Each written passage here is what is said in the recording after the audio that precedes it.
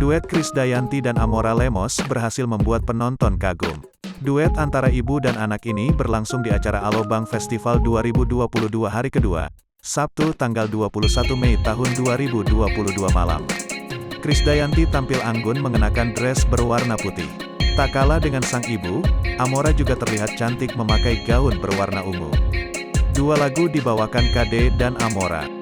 Pertama adalah Cinta, yang sukses disambut dengan riuh penonton dari awal hingga akhir lagu. Kemampuan vokal Amora menjadi salah satu yang paling disoroti penonton yang didominasi oleh Reveluf, penggemar Red Velvet. Lagi-lagi, Amora mendapatkan sambutan yang luar biasa dari penonton yang makin terkesima dengan suara merdunya. Krisdayanti juga membagikan potret-potretnya saat duet dengan sang anak di Instagram miliknya.